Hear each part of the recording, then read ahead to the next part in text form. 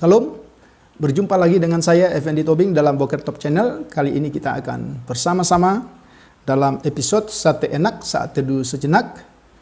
Kita akan membaca kitab Nabi-Nabi kecil dari Perjanjian Lama, kitab Nahum, pasal 1, ayat 1 sampai dengan ayat yang ke-8. Namun kali ini kita akan membahas pasal 1 ayat 1 sampai dengan ayat yang kedua. Kemudian pada episode yang selanjutnya kita akan membahas pasal 1 ayat 3 sampai dengan ayat yang ke-8. Demikian firman Tuhan, ucapan ilahi tentang Niniwe, kitab penglihatan Nahum orang Elkos. Tuhan itu Allah yang cemburu dan pembalas.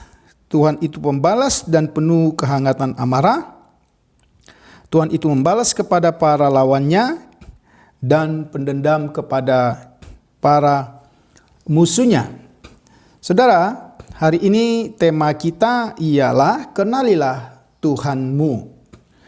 Kalau kita memperhatikan tema ini, maka sadar atau tidak sadar, pertanyaan besar dalam sejarah manusia adalah pengenalan tentang Tuhan. Ini menjadi pertanyaan dan menjadi persoalan, siapakah Tuhan itu, seperti apa Dia. Dan kita melihat secara umum maupun dalam kitab Perjanjian Lama khususnya, berbagai jawaban telah diberikan terhadap jawaban itu, terhadap pertanyaan itu, untuk menghasilkan gambaran tentang Tuhan yang beraneka ragam. Tidak sedikit gambaran Tuhan, justru gambaran Tuhan yang sebaliknya, bukan Tuhan namun menjadi berhala yang dihasilkan pikiran manusia. Ini yang kita lihat dalam Alkitab, khususnya Perjanjian Lama. Pengenalan akan Tuhan itu merupakan dasar bagi seluruh aspek kehidupan umat Tuhan. Kalau kita memperhatikan, karena apa? Karena kegagalan mereka, khususnya bangsa Israel, untuk mengenal Tuhan, itu menyebabkan mereka mengalami kebinasaan. Para nabi dalam Perjanjian Lama menggambarkan Tuhan sebagaimana Tuhan telah menyatakan diri. Salah satu contoh misalnya, Yesaya menggambarkan Tuhan sebagai Tuhan yang berdaulat atas alam semesta. Dia adalah Tuhan yang berkuasa, pencipta, dan kudus. Dia adalah Tuhan yang tak tertandingi di bumi maupun di surga. Itu bisa kita lihat dalam Yesaya pasal 40, mulai dari ayat 9 sampai dengan ayat yang ke-26. Namun pada hari ini kita melihat bagaimana Nabi Nahum melalui kitabnya. Ya, ada istilah kitab yang menjadi satu-satunya istilah dalam Perjanjian Lama yang disebut dengan Seper. Nahum memperkenalkan Tuhan kepada umatnya, khususnya Yehuda, dan kepada bangsa-bangsa khususnya Niniwe. Kalau saudara perhatikan sebagai pendahuluan, memang kitab Nahum adalah kitab yang tidak memberikan informasi tentang siapa Nahum sesungguhnya. Hanya dikatakan pria itu atau laki-laki itu atau orang Elkos. Itu tidak ada kejelasan yang spesifik terhadap siapa dia. Dan ada banyak juga teolog-teolog yang tidak mengindahkan kitab ini karena kitab ini sudah dimulai dengan satu kitab atau puisi kebencian. Itu kita baca di dalam ayat yang kedua. Puisi yang mengutuki dan memberikan satu perkataan-perkataan yang tidak semestinya sebagaimana diberikan oleh nabi-nabi lain.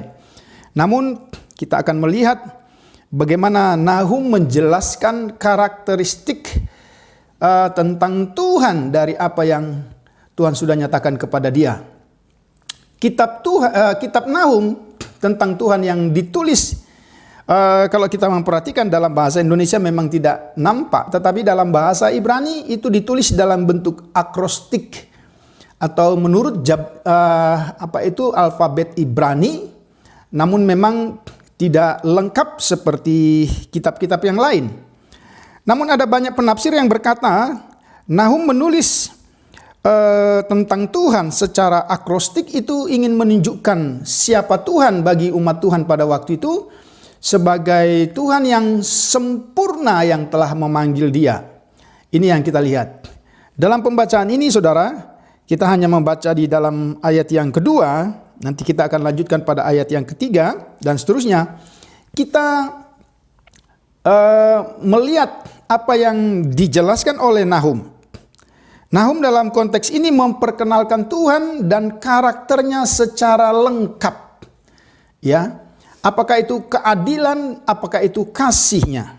Yang pertama kalau kita lihat dalam pembacaan ini, Tuhan itu adalah Tuhan yang pencemburu. Itu di ayat yang kedua. Kemudian yang dikatakan lebih lanjut, Tuhan pembalas. Juga di dalam ayat yang kedua, Tuhan yang penuh murka. Juga di dalam ayat yang kedua. Karakter Tuhan yang digambarkan oleh Nahum pada ayat 1 dan 2 itu sesuai dengan konteksnya. Mengapa saya katakan sesuai dengan konteksnya? Pada satu sisi, ini ingin menjelaskan kepada bangsa Niniwe yang menjajah atau yang memperbudak pada waktu itu umat Israel, bahwa Tuhan adalah Tuhan yang tidak tinggal diam, yang membiarkan kejahatan juga tindakan-tindakan mereka atas umatnya. Jadi dengan demikian karakter Tuhan dalam ayat 2 ini menjelaskan di satu sisi bagaimana Tuhan akan membalaskan semua kejahatan bangsa Niniwe yang beribu kota Asyur pada waktu itu kepada umat Israel. Itu kita lihat dari sisi konteks. Tetapi dari sisi lain juga kita lihat ini juga tentu menjadi penghiburan bagi umat Israel. Mengapa saya katakan? Karena bangsa Israel yang bisa jadi kehilangan pegangan, kehilangan kepercayaan bahwa mereka terus menerus telah mengalami perbudakan dari satu bangsa kepada bangsa lain. Mengalami perbudakan oleh sebuah bangsa yang bernama bangsa Asyur yang begitu kejam, yang begitu menindas mereka. Dan kalau kita membaca dalam sejarah, memang bukan hanya bangsa Israel saja, tapi ada begitu banyak bangsa yang lain yang mengalami penderitaan juga karena akibat penindasan yang begitu keji dari bangsa Niniwe pada waktu itu. Dan kalau kita lihat, inilah juga salah satu alasan. Kalau kita membaca di dalam kitab Yunus secara implisit, inilah alasan mengapa Yunus tidak mau diutus oleh Tuhan untuk pergi ke Niniwe untuk memberitakan firman. Karena ada trauma yang dialami oleh Yunus atas kekejaman bangsa Niniwe terhadap bangsa Israel pada waktu itu. Nah, dengan demikian maka sangat jelas ketika di pasal pertama ayat yang kedua ini, Nahum memperkenalkan Tuhan yang pencemburu, Tuhan yang pembalas, Tuhan yang penuh murka. Ini tentu sesuai dengan konteks pada waktu itu. Di satu sisi Nahum ingin berkata kepada umat Israel bahwa perlakuan Niniwe itu bukanlah satu perlakuan yang akan berlangsung secara terus-menerus, karena keadilan Tuhan sebagai Tuhan yang pencemburu, Tuhan yang pembalas, Tuhan yang akan penuh murka, akan nampak, akan kelihatan di depan umat Tuhan pada waktu itu. Tetapi pada sisi lain, bukankah ini justru penghiburan bagi mereka bahwa Tuhan tidak pernah membiarkan mereka hidup dalam pembuangan. Nah, ini yang kita lihat. Kalau kita memperhatikan dalam pembacaan ini sesuatu hal yang luar biasa. Yang pertama, karakter Tuhan yang pertama yang dijelaskan, Tuhan itu pencemburu. Itu di ayat 2. Nah, kecemburuan Tuhan tidak boleh kita samakan dengan pengertian masyarakat kita hari ini. Kecemburuan yang kita pikirkan atau yang kita anggap adalah satu kecemburuan yang berkonotasi atau memiliki konotasi negatif atau memiliki gagasan yang jahat. Tapi kecemburuan Tuhan itu adalah satu kecemburuan di mana ada tuntutan dari Tuhan secara eksklusif. Ya, Dia ingin terus bersemangat dan melindungi hubungan yang ada antara Dia dengan umatnya. Dan Dia tidak menginginkan ada penyembahan yang lain selain menyembah dirinya sebagai Tuhan. Dia tidak bisa disembah, Dia tidak bisa dimuliakan, Dia tidak bisa dilayani, tetapi sekaligus juga melayani ilah-ilah yang lain. Dalam bahasa Ibrani, dalam pembacaan kita hari ini, untuk kata cemburu dipakai istilah kana, yang berarti cemburu. Ya, itu artinya cemburu, kemudian juga bersemangat, dari kata bersemangat, kemudian memiliki perasaan yang positif untuk menyokong ya kepentingan orang lain. Ya, ini yang kita lihat. Jadi tidak boleh kita artikan secara negatif, meskipun dalam konteks ini aspek negatifnya tentu kepada bangsa Niniwe Tuhan sedang menyimpan dendam dan kemarahan. Nah, kalau kita memperhatikan, ini juga salah satu karakteristik dari pribadi Tuhan dalam Perjanjian Lama. Dia mengungkapkannya atau Tuhan mengungkapkan kecemburuannya dalam tindakan melawan penyembahan berhala. Ya, pelanggaran Israel atas perjanjian dengan Allah. Misalnya kalau kita lihat dalam Keluaran pasal 20 ayat 5, pasal 34, coba kita lihat salah satu, misalnya Keluaran pasal 34 ayat yang ke-14. Di sana firman Tuhan katakan demikian. Sebab janganlah engkau sujud menyembah kepada Allah lain, karena Tuhan yang namanya cemburuan adalah Allah yang cemburu. Nah, dengan demikian sangat jelas di dalam Perjanjian Lama ungkapan Tuhan melalui tindakannya sebagai Allah yang cemburu sesungguhnya adalah perlawanan kepada penyembahan berhala yang dilakukan oleh umat Tuhan pada saat itu. Ini yang bisa kita lihat dalam pembacaan ini. Kecemburuan Tuhan akan nampak dalam berbagai aspek, tapi salah satu kecemburuan Tuhan yang nampak di dalam Perjanjian Lama itu adalah dalam bentuk hukuman. Ya, mengapa?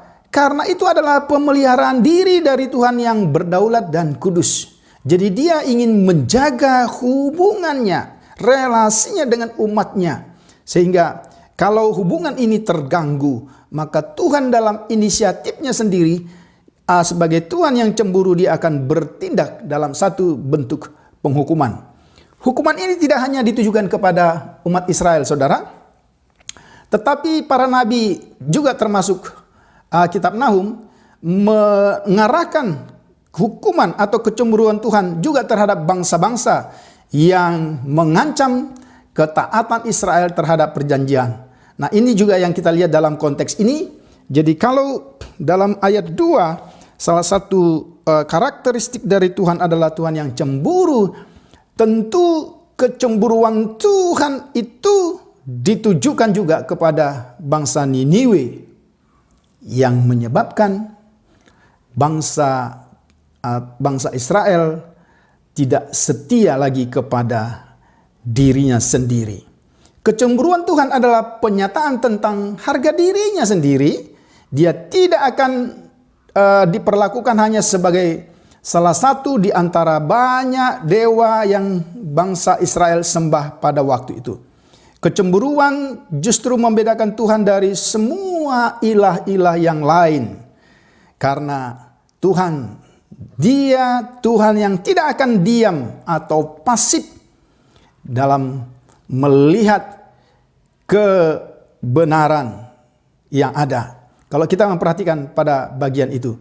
Jadi sangat jelas dianalogikan karakteristik Tuhan yang pertama ini dianalogikan dalam satu relasi yang begitu dekat antara Dia dengan umatnya. Dan tidak ada seorang pun pihak lain yang dapat mengganggu relasi ini. Sehingga ketika Tuhan melihat ada gangguan dalam relasi ini, kecemburuan Tuhan dalam pengertian yang kita jelaskan tadi akan terwujud. Karena Dia tidak ingin relasi ini terganggu sebagaimana yang Dia kehendaki. Yang kedua, masih di dalam ayat yang kedua, karakteristik Tuhan yang kedua adalah Tuhan pembalas. Ya, dipakai istilah nokem, ya, artinya pembalasan. Kalau saudara perhatikan di ayat yang kedua, sampai 3 kali istilah pembalas atau balas dendam. Apakah itu dalam bentuk kata kerja atau dalam bentuk kata sifat? Kata membalas ini juga ditambah kalau kita lihat secara gramatikal bahasa asli, ada istilah partisip aktif. Jadi ada dalam kata kerja itu ditambah dalam kata kerja partisip aktif. Artinya apa? Untuk menjelaskan bahwa tindakan pembalasan Tuhan itu sedang berlangsung secara aktif. Ya. Maka kalau saudara perhatikan, pengulangan akar kata nakam itu sebanyak 3 kali. Itu dalam perjanjian lama kita kenal dengan gaya bahasa superlatif untuk menunjukkan bahwa Tuhan adalah pembalas yang terbesar dari segala ilah-ilah lain. Dia adalah Tuhan yang membalas. Ini yang kita perhatikan.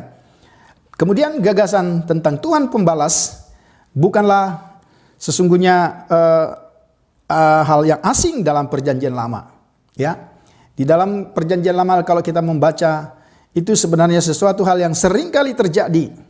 Misalnya di dalam Yeremia pasal yang ke-50 ayat 28 sampai 29. Ya, Tuhan itu dikatakan sebagai Tuhan pembalas. Juga dalam Mazmur 94, pembalasan Tuhan menunjukkan bahwa Tuhan itu kudus. Nah, ini kita lihat. Jadi pembalasan Tuhan itu dasarnya karena Dia kudus. Sehingga ketika Dia melihat ada dosa, ada penyembahan berhala, maka karakteristik Tuhan tidak akan bisa berdiam diri terhadap sifat itu. Dia tidak dapat membiarkan dosa begitu saja tanpa hukuman. Karena hanya Tuhan yang kudus dan adil serta maha bijak, maka hanya Tuhan yang bisa memberikan hukuman yang tepat. Itu kita bisa baca dalam Mazmur pasal yang ke-19. Pembalasan Tuhan dapat digambarkan sebagai penghukuman Tuhan. Dia adalah Raja yang berdaulat setia pada perjanjiannya, membela kebenaran namanya yang mulia, serta bertindak untuk menyelamatkan bangsanya. Kalau saudara perhatikan dalam bagian-bagian ini, sekali lagi kita harus mempelajari atau memahami konteks kitab Nahum yang unik, yang memang dikhususkan untuk satu bangsa, yaitu bangsa Niniwe. Tujuan pembalasan Tuhan ialah untuk mendisiplinkan umatnya. Ya, itu bisa kita lihat dalam Imamat pasal 26 ayat 15, kitab Yeremia pasal 5 ayat 9, Yesaya pasal 1 ayat 24 sampai 26 dan seterusnya. Jadi ini tujuan dari pembalasan Tuhan. Dalam perjanjian lama, pembalasan Tuhan sering ditujukan kepada bangsa asing, ya, yang menggunakan kekuasaan mereka untuk menindas, sebagaimana yang ada dalam konteks kita hari ini. Ya, Tuhan melakukan pembalasan terhadap bangsa yang tidak menghormati Tuhan. Ya, dan karena mereka juga berusaha menghancurkan kehidupan umat Tuhan. Ya, sehingga pembalasan atas musuh seringkali merupakan keselamatan bagi umatnya. Jadi itu yang saya katakan tadi, di satu sisi seharusnya ini menjadi pengharapan bagi umat Tuhan yang tertindas dengan semena-mena oleh bangsa Niniwe, tetapi pada sisi lain seharusnya membuat bangsa-bangsa yang menindas itu bertobat. Itu kira-kira kalau kita memperhatikan. Yang ketiga, yang terakhir, karakteristik dari Tuhan dalam pembacaan ini, kita melihat dari ayat-ayat itu, Tuhan sebagai pemarah, tanda kutip, atau kalau kita boleh ganti istilahnya, Tuhan adalah Tuhan yang murka. Ya. Kalau kita memperhatikan ayat yang kedua dalam bahasa Alkitabnya, secara harafiah dipakai istilah Baal murka. Ya. Jadi kalau kita perhatikan memang di dalam kitab Nahum ini, mulai dari pasal 1 ayat 2 dan sampai ayat 8, 3 istilah yang dipakai untuk Tuhan itu, yang pertama itu El, ya, yang kedua itu Baal, yang ketiga itu Yahweh. Nah, yang kedua ini kita lihat bagaimana dipakai istilah sebagai Tuhan yang murka, itulah Baal murka. Yang artinya tuan atau suami yang murka. Ya. Nahum menggunakan istilah hema yang bisa merujuk kepada panas atau racun. Kata ini menekankan emosi batin, api kemarahan batin. Murka Tuhan ini tentulah selalu dibangkitkan karena ada ketidaksetiaan atau ada kesemena-menaan manusia terhadap sesamanya. Ya. Nahum tidak hanya menggambarkan Tuhan sebagai makhluk yang murka dalam pembacaan ini, ya, tetapi dia juga Tuhan dari murka itu. Tuhan yang menyimpan untuk musuh-musuhnya, ya. Jadi kalau saudara perhatikan, dia tidak hanya digambarkan sebagai Tuhan yang murka, tetapi dia juga digambarkan sebagai pribadi yang menyimpan murka itu bagi musuh-musuhnya. Dia menabung murka itu, kemudian dia akan menimpakannya pada kesempatan yang tepat kapan dia harus menghukum umat Tuhan atau bangsa-bangsa pada waktu itu. Nah, kalau kita memperhatikan dalam pembacaan ini, maka sangat jelas melalui pembacaan singkat ini, Tuhan itu adalah Tuhan yang cemburu. Ya, artinya dia menuntut pengabdian umat Tuhan yang total kepada pribadi yang layak menerima. Kemudian sebagai Tuhan yang membalas dendam, ya, dialah Tuhan yang mendisiplinkan. Saudara perhatikan, dan ingin menjaga hubungan satu dengan yang lain dalam kekudusannya. Sebagai Tuhan yang murka, ya, dia ingin memperlakukan secara adil semua yang berdosa, bahkan seperti yang sudah dia tentukan menurut keadilannya. Nah, saudara, dengan demikian sangat jelas, memang dalam bagian yang pertama ini kita hanya masih membahas aspek tanda kutip secara negatif, karakteristik Tuhan yang cemburu, pembalas, dan murka. Dan sekali lagi, tentulah untuk dapat memahami konteks ini, sifat-sifat yang dimiliki atau karakteristik Tuhan ini, kita harus kembalikan kepada konteks kitab Nahum, di mana umat Israel sedang berada dalam pembuangan dan penindasan secara keji dan kejam oleh bangsa Niniwe. Sehingga tentu mengapa Nahum mempresentasikan karakteristik Tuhan yang sedemikian rupa.